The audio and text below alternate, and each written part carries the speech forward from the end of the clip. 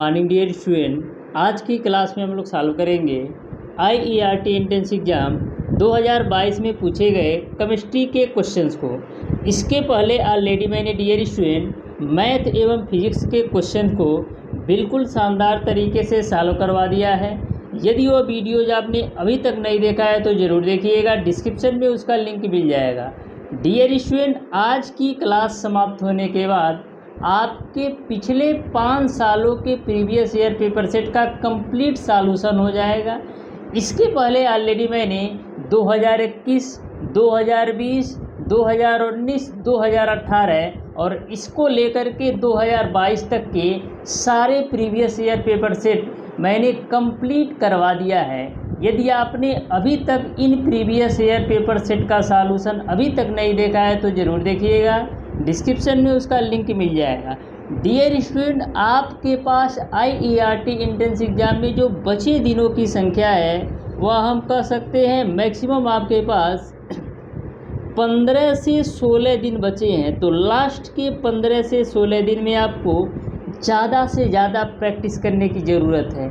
ज़्यादा से ज़्यादा प्रैक्टिस करने से फ़ायदा आपका यह होगा कि प्रत्येक चैप्टर का रिवीजन भी होता रहेगा और आपकी एक्यूरेसी भी बढ़ेगी और स्पीड भी बढ़ेगा, क्योंकि आपको पता है टाइम कम होता है और ज़्यादा से ज़्यादा क्वेश्चन हमको सॉल्व करना होता है। यानी 3 घंटे के अंदर हमको 75 क्वेश्चन को हल करना होता है। तो लास्ट के जो भी आपके 15 से 16 दिन बचे हैं, इन लास्ट के 15-16 दिनों में आपको बिल्कुल शानदार तरीके से प्रैक्टिस सेट सॉल्व करना है ज़्यादा से ज़्यादा। अभी तक मैंने 5 प्रीवियस ईयर पेपर सेट का सॉल्यूशन करवा दिया है।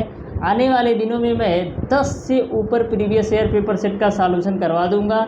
तो यदि आप बिल्कुल शानदार तरीके से अच्छी तरीके से 10 प्रीवियस ईयर पेपर सेट का ही अच्छी तरीके से सॉल्यूशन करके जाते हैं तो अपने IERT एंट्रेंस एग्ज़ाम में कम से कम 60+ क्वेश्चन 100% एक्यूरेसी के साथ आप सॉल्व करके चले आएंगे। एक बात और मैं आपको बता दूं डियर स्टूडेंट, बहुत सारे स्टूडेंट का यह फ़ोन आ रहा है कि सर हमारे पास समय बहुत कम है, कैसे तैयारी करें, अभी तक मैंने कुछ नहीं पढ़ा है। तो एक बात आप ध्यान में रखिएगा, समय जो गुजर गया उसको तो हम वापस नहीं ला सकते, लेकिन अभी भी आपके पास समय है।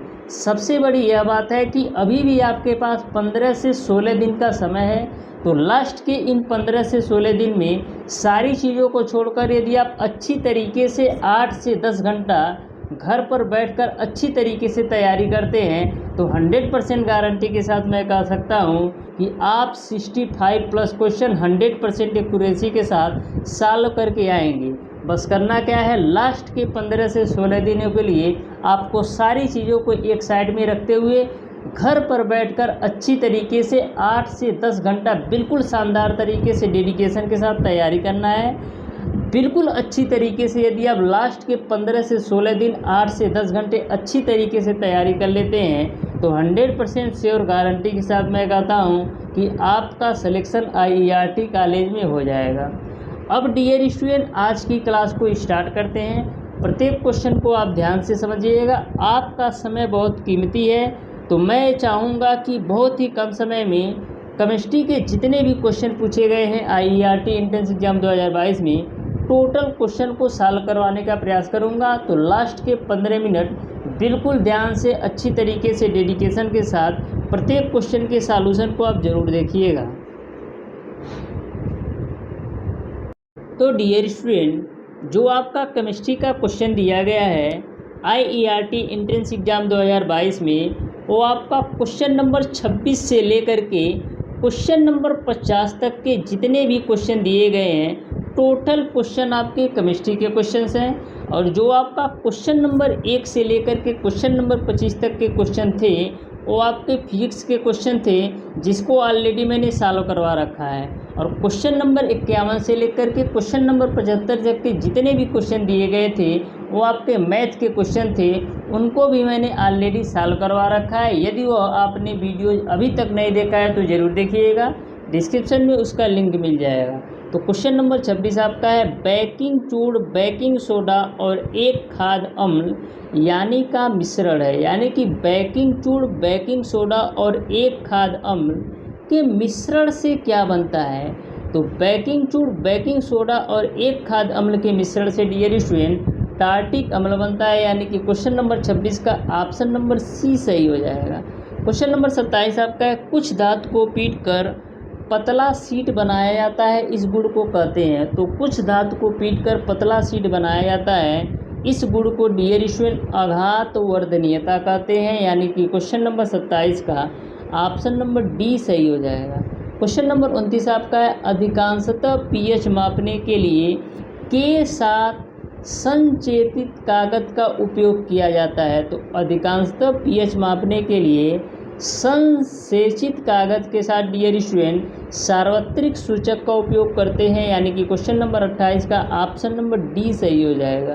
क्वेश्चन नंबर 29 आपका है, सफ़ेद सिल्वर क्लोराइड सूर्य के प्रकाश में भूरा हो जाता है, यह सिल्वर क्लोराइड भूरा किसके कारण होता है? तो आपका जो आपका सफ़ेद सिल्वर क्लोराइड होता है सूर्य के प्रकाश में भूरा होने के कारण जो है वो आपका अपघटन का है, यानी कि क्वेश्चन नंबर 29 का ऑप्शन नंबर डी सही हो जाएगा। क्वेश्चन नंबर 30 आपका है, एथेनोइक अम्ल उत्प्रेरक की उपस्थिति में शुद्ध एथेनॉल के साथ प्रतिक्रिया करके एस्टर देता है। तो जो आपका एथेनोइक अम्ल होता है, अम्ल उत्प्रेरक की उपस्थिति में शुद्ध एथेनॉल के साथ प्रतिक्रिया करके एस्टर देता है, यानी कि क्वेश्चन नंबर 30 का ऑप्शन नंबर ए सही हो जाएगा।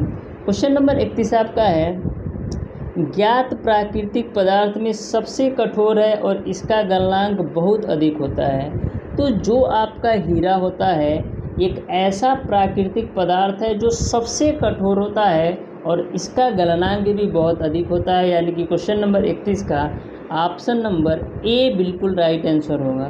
क्वेश्चन नंबर 32 आपका डियर स्टूडेंट, आयरन ऑक्साइड के साथ प्रतिक्रिया का उपयोग रेलवे की पटरियों या मशीन के टूटे हुए पुर्जों को जोड़ने के लिए किया जाता है। तो आयरन ऑक्साइड को डियर स्टूडेंट एल्युमिनियम के साथ रेल की पटरियों अथवा टूटे हुए पुर्जों को जोड़ने के लिए किया जाता है, यानी कि डियर स्टूडेंट क्वेश्चन नंबर 32 का ऑप्शन नंबर बी बिल्कुल राइट आंसर होगा। क्वेश्चन नंबर 33 आपका स्टील और लोहे को दस्ते की एक पतली परत के साथ कोटिंग करके जंग से बचाने की एक विधि का नाम क्या है, ये आपको बताना है।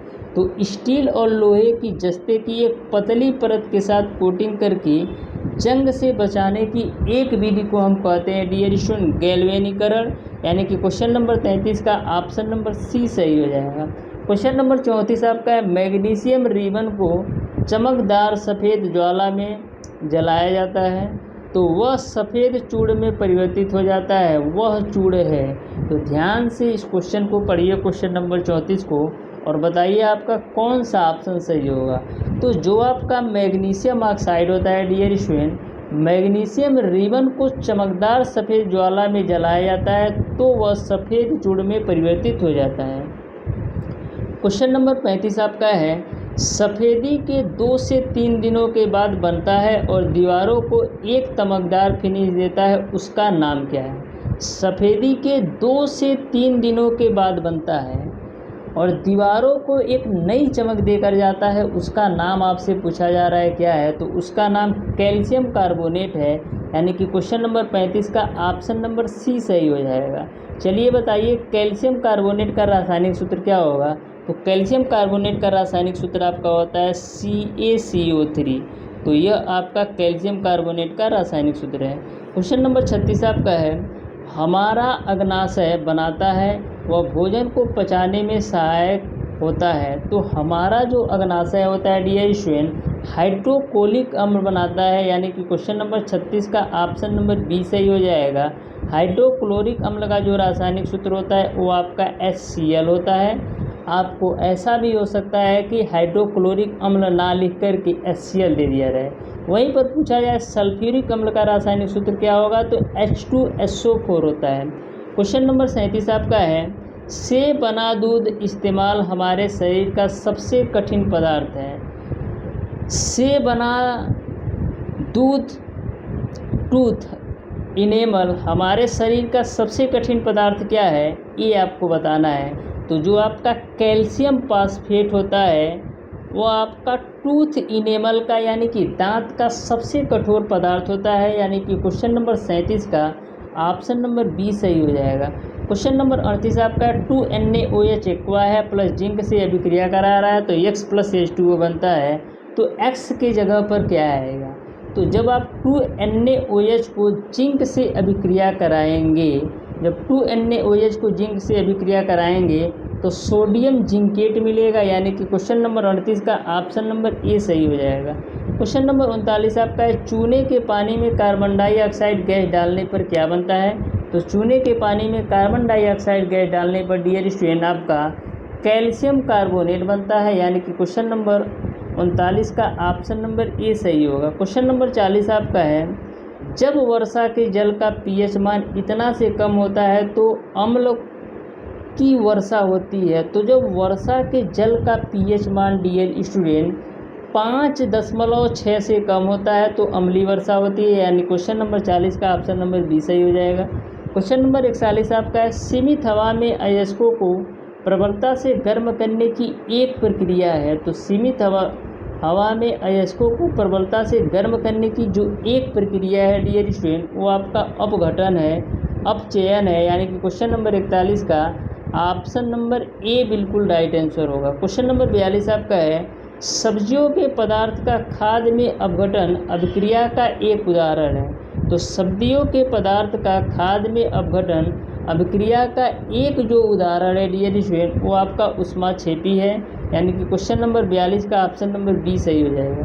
क्वेश्चन नंबर 43 आपका जब वसा और तेल होते हैं तो पुराने हो जाते हैं और उनके गंध और स्वाद परिवर्तित हो जाते हैं। जब वसा और तेल होते हैं तो पुराने हो जाते हैं और उनके गंध और स्वाद परिवर्तित किसमें हो जाते हैं ये आपको बताता है। तो उनके गंध और स्वाद ऑक्सीकृत हो जाते हैं, यानी क्वेश्चन नंबर 43 का ऑप्शन नंबर बी सही हो जाएगा। क्वेश्चन नंबर 44 आपका ऐसे यौगिक का नाम बताएं जिनका उपयोग पानी की अस्थायी कठोरता को दूर करने के लिए किया जाता है। तो पानी की अस्थायी कठोरता को दूर करने के लिए कैसे यौगिक का उपयोग करते हैं? तो पानी की अस्थायी कठोरता को दूर करने के लिए सोडियम कार्बोनेट का उपयोग करते हैं, यानी कि क्वेश्चन नंबर 44 का ऑप्शन नंबर ए सही हो जाएगा। क्वेश्चन नंबर 45 आपका धात्विक ऑक्साइड कहलाते हैं। तो धात्विक ऑक्साइड क्या कहलाते हैं?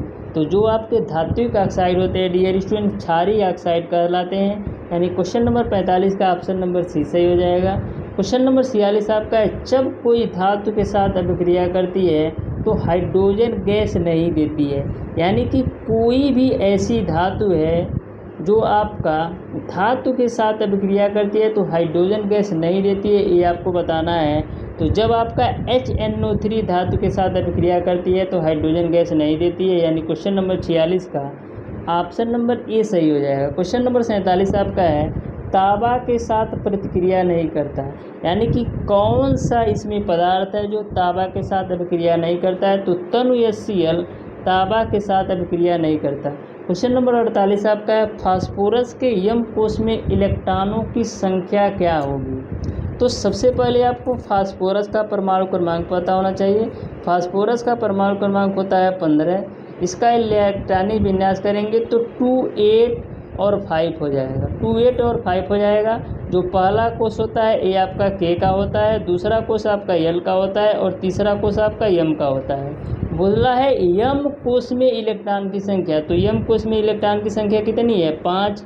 इस तरीके से क्वेश्चन नंबर 48 का ऑप्शन नंबर बी सही हो जाएगा। क्वेश्चन नंबर 49 आपका है सिनेबार का एक अयस्क है। तो सिनेबार का जो एक अयस्क है वो आपका मरकरी है, यानी कि क्वेश्चन नंबर 49 का ऑप्शन नंबर सी सही हो जाएगा। क्वेश्चन नंबर 50 आपका है सीमित वायु में प्रबलता से गर्म करने पर अयस्कों को ऑक्साइड में परिवर्तित कर दिया जाता है। तो सीमित वायु में प्रबलता से गर्म करने पर अयस्कों को ऑक्साइड में परिवर्तित कर दिया जाता है, उसका नाम क्या है? तो उसका नाम आपका कार्बोनेट है, यानी कि क्वेश्चन नंबर 50 का ऑप्शन नंबर बी सही हो जाएगा। इस तरीके से डियर स्टूडेंट आज की क्लास के माध्यम से आपके केमिस्ट्री के जितने भी क्वेश्चन दिए गए थे IERT एंट्रेंस एग्ज़ाम 2022 में टोटल क्वेश्चन का सॉल्यूशन करवा दिया है। इस क्लास के समाप्त होने के बाद आपका 2022 का जो भी क्वेश्चन पूछे गए थे IERT एंट्रेंस एग्ज़ाम में टोटल क्वेश्चन का मैंने सॉल्यूशन करवा दिया है।